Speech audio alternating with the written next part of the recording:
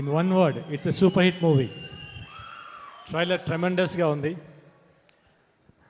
నాగార్జున గారికి, నిమ్మగడ్డ ప్రసాద్ గారికి, అల్లు అరవింద్ గారికి, శ్రీకాంత్ అన్నయ్యకి, ఇక్కడ వచ్చిన పెద్దలందరికీ నమస్కారం. సినిమా సాంగ్స్ అన్నీ చాలా బాగున్నాయి. ఎందుకంటే దీంట్లో ఈ సినిమాలో చాలా రోషన్లు ఉన్నారు.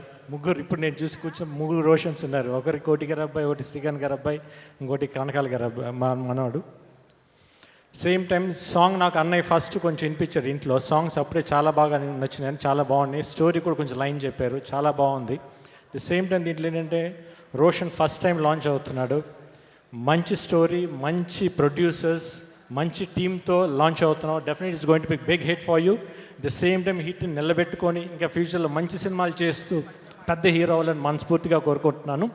ది సేమ్ టైం కోటి గారు నాకు చాలా బాగా ఇష్టమైన మ్యూజిక్ డైరెక్టర్. నేను ఆయన మ్యూజిక్లో నేను చేయలేకపోయాను, బట్ స్టిల్ నాకు చాలా రెస్పెక్ట్ఫుల్ మనిషి అనమాట ఆయన. వాళ్ళ అబ్బాయి మ్యూజిక్ డైరెక్టర్ అన్నప్పుడు నాకు చాలా సంతోషంగా ఉంది. సాంగ్స్ అన్ని ట్రెమెండస్ సూపర్గా ఉన్నాయి.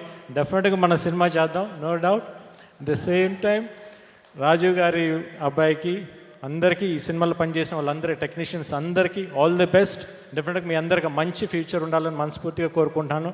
The same time Nageswara Rao director, చాలా మంచి స్టోరీ అని చెప్పారు.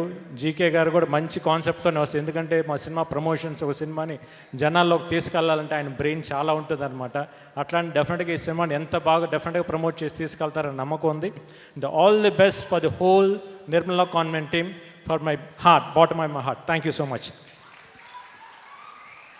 Thank you so much Gopichand గారు.